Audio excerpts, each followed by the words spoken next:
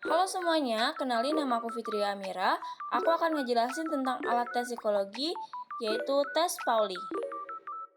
Jadi teman-teman, tes Pauli itu adalah salah satu alat tes psikologi yang pertama kali dikembangkan oleh Profesor Dr. Richard Pauli, seorang psikolog Jerman pada tahun 1938 bersama dua rekannya yaitu Dr. William Arnold dan Profesor Dr. Van His.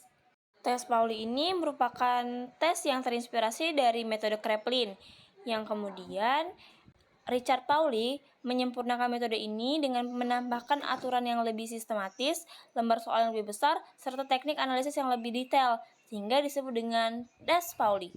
Karena lembar soalnya berupa kertas besar penuh deretan angka. Tes ini juga dikenal dengan sebutan tes koran.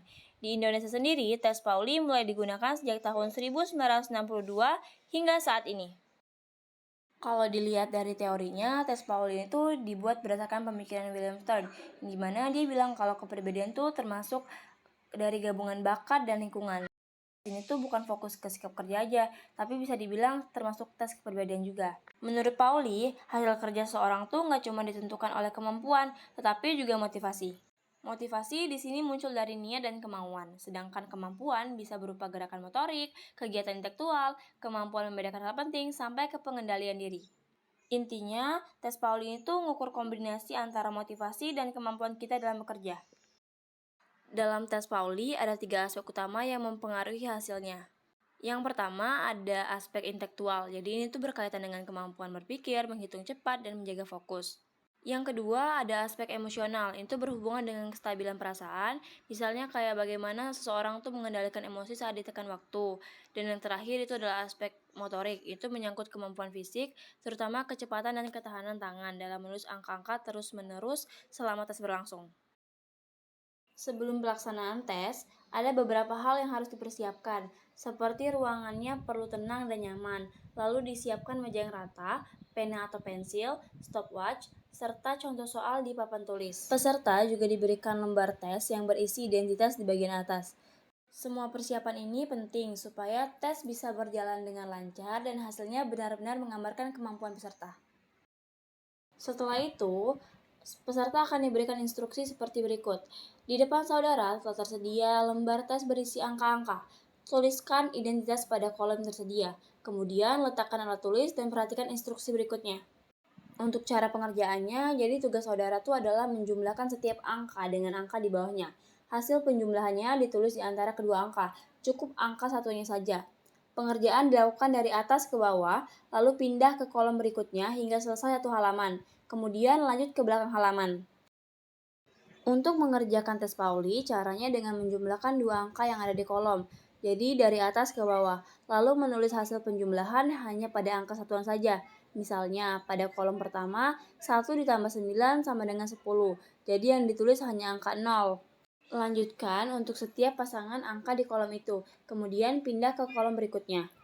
Jika ada kesalahan, cukup timpa angka yang salah dengan angka yang benar tanpa perlu menghapusnya. Selama tes berlangsung, akan ada aba-aba yang diberikan oleh pengawas, yaitu mulai untuk memulai, garis untuk memberi garis pada angka terakhir yang dikerjakan, dan stop untuk berhenti.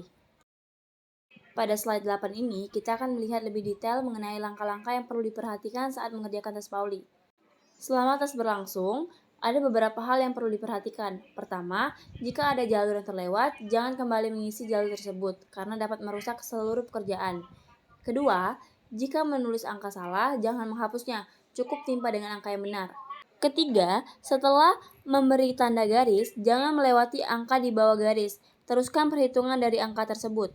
Pengawas juga akan memberikan aba-aba garis 3 kali selama 9 menit pertama untuk memastikan peserta memahami cara mengerjakannya dengan benar. Setelah itu, aba-aba garis akan diberikan setiap 3 menit hingga mencapai 20 kali. Jadi waktu pengerjaan tes itu adalah 60 menit. Selanjutnya, kita akan membahas persiapan untuk proses scoring tes Pauli. Langkah pertama adalah menyiapkan lembar tes Pauli yang akan diperiksa, serta lembar grafik kerja yang disebut dengan Pauligram. Untuk perlengkapan, pastikan menggunakan pensil, bolpen berwarna merah, hijau, dan biru, penggaris, kalkulator, serta penggaris Pauli untuk membantu menghitung dan membuat grafik.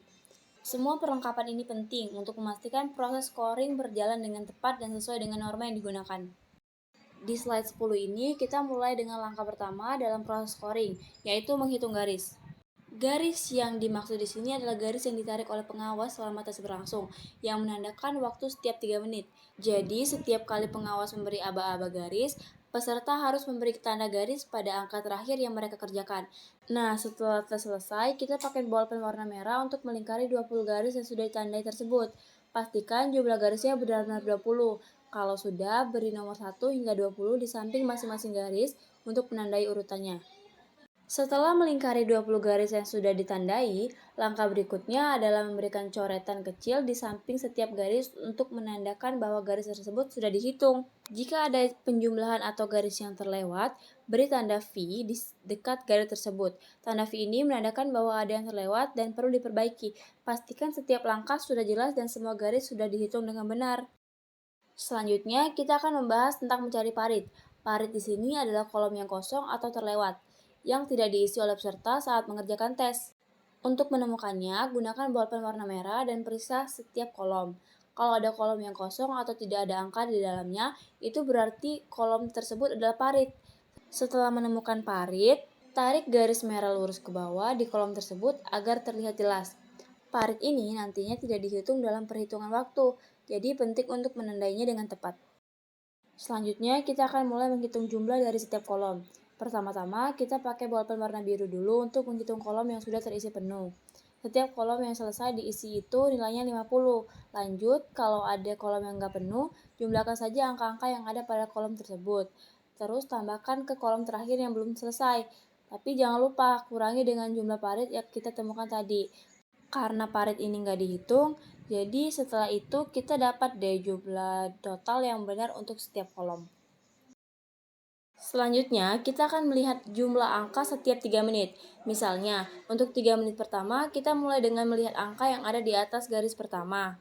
Setelah itu, lihat angka yang ada di bawah garis pertama, jumlahkan juga, dan tuliskan hasilnya di kotak kedua. Begitupun seterusnya. Untuk garis kedua, misalnya kita lihat angka di atas garis kedua, jumlahkan dan tulis di kotak ketiga. Lalu lihat angka di bawah garis kedua, jumlahkan dan tulis kotak keempat. Proses ini diulang untuk setiap garis sampai garis ke-20. Jadi, setiap kali ada garis, kita jumlahkan angka-angka di atas dan di bawah garis tersebut, dan catat di kolom yang sesuai. Ini akan membantu kita untuk mengetahui berapa banyak angka yang berhasil dijumlahkan dalam setiap interval waktu 3 menit. Untuk grafik pertama-tama kita gunakan pensil untuk menggambar grafik.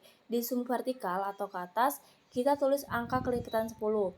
Dan di sumbu horizontal ke samping, kita tulis angka 1 sampai 20 untuk mewakili setiap 3 menit. Misalnya, kalau di 3 menit pertama jumlahnya 50, maka kita plot titik di angka 50 dan sumbu vertikal, dan angka 1 pada sumbu horizontal. Lakukan ini setiap 3 menit dan hubungkan titik-titiknya untuk membuat garis. Setelah grafik pertama selesai, kita lanjutkan dengan grafik ketiga. Di grafik ketiga ini, yang kita lakukan adalah menghubungkan titik-titik yang ada di grafik pertama. Namun ada langkah tambahan di sini, jadi kita tuh harus mencari 5 titik persilangan antara garis pertama dengan garis kedua yang lebih tebal. Nah, untuk melakukannya, lakukan langkah pertama dan kedua berulang kali pada garis berikutnya, sampai kita menemukan 5 titik persilangan ini. Titik persilangan ini tuh menunjukkan titik di mana garis pertama dan kedua bertemu. Setelah menemukan titik-titik persilangan ini, hubungkan kelima titik tersebut untuk membentuk grafik ketiga.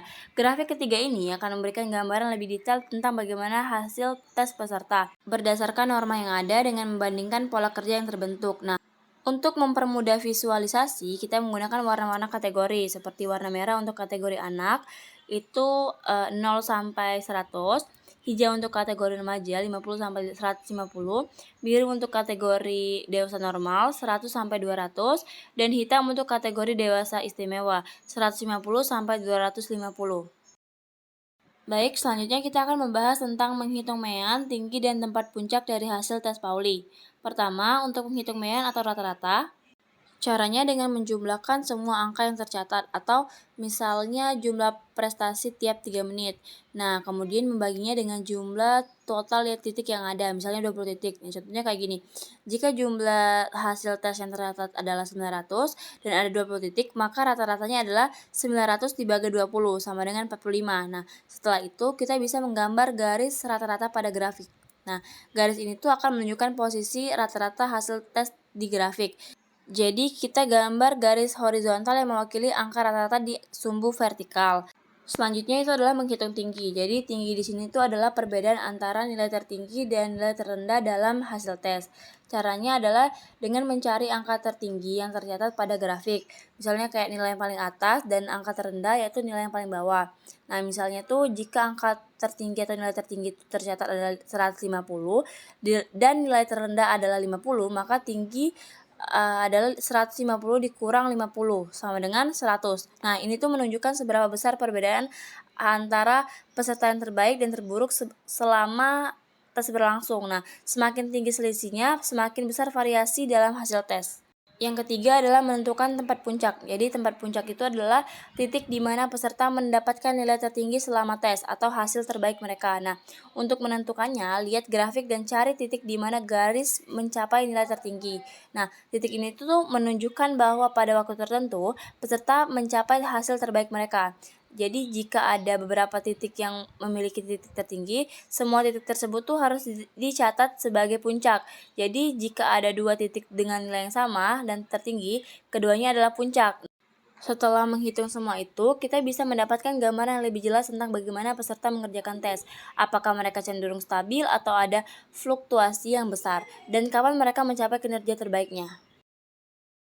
Untuk menghitung penyimpangan, kita lihat selisih antara hasil tes peserta dan grafik dasar atau nilai dasar. Nah, misalnya jika hasil tes peserta itu adalah 120 dan grafik dasarnya itu 100, maka penyimpangannya adalah 120 dikurang 100 sama dengan 200. Nah, penyimpangan itu dihitung untuk setiap kolom. Nah, hasilnya itu menunjukkan seberapa jauh hasil peserta dari nilai yang diharapkan. Nah, setelah kita menghitung penyimpangan untuk setiap kolom, rumus yang digunakan untuk menghitung persentase penyimpangan adalah penyimpangan sama dengan hasil persentase per 16 dikali 100% dibagi rata-rata. Jadi langkah-langkahnya itu kayak yang pertama, jumlahkan seluruh penyimpangan untuk setiap kolom. Kedua, bagi hasil jumlah penyimpangan dengan 16 karena ada 16 kolom yang dihitung kan. Lalu, bagi hasilnya dengan rata-rata yang didapat sebelumnya. Terakhir, kalikan dengan 100% untuk mendapatkan persentase penyimpangan. Contohnya, jika penyimpangan adalah 320 dan rata-rata yang dihitung adalah 25, maka penyimpangan sama dengan 320 per 16 dikali 100% dibagi 25 sama dengan 20% dibagi 25 yaitu 0,8%. Nah, dengan begitu kita dapat mengetahui seberapa besar penyimpangan rata-rata peserta dibandingkan dengan grafik dasar yang diukur dalam persen. Selanjutnya kita akan menghitung kesalahan yang dilakukan oleh peserta selama tes Pauli. Kesalahan dihitung dengan melihat berapa banyak kesalahan dilakukan peserta pada kolom 13 hingga kolom 20. Nah, jadi kita tuh menghitung kolom 13 hingga 20. Nah, misalnya jika kolom 13 ada 5 kesalahan, di kolom 14 ada 3 kesalahan dan seterusnya, kita jumlahkan semua kesalahan itu. Untuk rumusnya yaitu adalah SA atau kesalahan sama dengan jumlah kesalahan per 400 dikali 100%. Nah, jadi jika kita bagi jumlah kesalahan dengan 400 karena setiap kolom memiliki nilai maksimal 50 dan ada 8 kolom yang dihitung ke 13 hingga ke 20. Setelah itu kalikan hasilnya dengan 100% untuk mendapatkan persentase kesalahan. Contohnya, jika jumlah kesalahan dilakukan peserta adalah 20, maka perhitungannya adalah SA atau kesalahan sama dengan 20 per 400 dikali 100% sama dengan 5%. Artinya peserta itu membuat 5% kesalahan selama tes Pauli. Selanjutnya kita akan menghitung pembetulan yang dilakukan oleh peserta selama tes Pauli. Jadi pembetulan itu dihitung dengan melihat berapa banyak kesalahan yang diperbaiki oleh peserta setelah mereka menandai kesalahan. Yang pertama itu kita hitung total pembetulan yang dilakukan oleh peserta pada kolom yang sudah dihitung. Jadi pembetulan itu hanya dihitung jika peserta memperbaiki kesalahannya selama tes. Nah, misalnya dengan menulis jawaban yang benar setelah salah menulis sebelumnya. Nah, untuk rumusnya itu adalah sama dengan buka kurung jumlah kesalahan yang dibetulkan per 400 dikali 100%. Nah, jadi sama seperti menghitung kesalahan, kita bagi jumlah kesalahan yang dibetulkan dengan 400. Karena ada 8 kolom yang dihitung, kolom ke-13 hingga ke-20, kemudian kalikan hasilnya dengan 100% untuk mendapatkan presentasi pembetulan. Nah, contohnya tuh misalnya jika ada 5 kesalahan yang diperbaiki oleh peserta, maka perhitungannya itu kayak 15/400 dikali 100% sama dengan 3,75%. Nah, yang artinya peserta melakukan 3,75% pembetulan pada tes Pauli. Selanjutnya, kita akan membahas interpretasi hasil tes Pauli. Setelah semua perhitungan selesai, kita akan menganalisis hasilnya untuk memahami apa yang ditunjukkan oleh tes tersebut. Beberapa hal yang perlu diperhatikan. Pertama, jika jawabannya itu banyak benar, itu tuh berarti menunjukkan bahwa mereka memiliki kemampuan yang baik dalam mengerjakan tes. Mereka dapat memproses angka dengan cepat dan akurat. Kedua, jika banyak kolom yang dilewati atau tidak diisi, itu menandakan bahwa mereka tuh kurang teliti atau mudah terdistraksi. Mereka mungkin tidak dapat fokus dengan baik selama tes. Yang ketiga, jika jawaban banyak diubah, itu menunjukkan bahwa peserta ragu-ragu atau terlalu hati-hati. Mereka mungkin merasa tidak yakin dengan jawaban awal dan memilih untuk memperbaikinya. Yang keempat, jika jawaban banyak yang salah, itu menunjukkan bahwa peserta tuh kurang konsentrasi atau kesulitan dalam mengikuti tes. Nah, mereka tuh mungkin tidak dapat menyelesaikan soal dengan tepat waktu atau tuh mereka tuh merasa tertekan gitu. Nah, yang terakhir itu adalah gabungan hasil. Jadi gabungan hasil tuh dari berbagai faktor di atas menunjukkan cara peserta menghadapi tekanan, kayak apakah mereka mampu bekerja dengan cepat dan akurat atau cenderung merasa ragu-ragu dan tertekan. Nah, jadi interpretasi hasil ini tuh memberikan kita gambaran tentang cara peserta menyelesaikan masalah, tingkat ketekunan, dan bagaimana mereka menghadapi tekanan dalam situasi tes. Jadi dapat kita simpulkan bahwa tes Pauline itu digunakan untuk mengukur kemampuan berpikir, emosi, dan motorik seseorang. Tes ini tuh membantu kita melihat seberapa baik seseorang menghadapi tekanan, seberapa fokus mereka, dan seberapa cepat serta tepat mereka menyelesaikan tugas. Hasil dari tes ini juga bisa menunjukkan motivasi dan ketekunan peserta dalam kerja. Sekian penjelasan saya tentang alat tes Pauli. Terima kasih.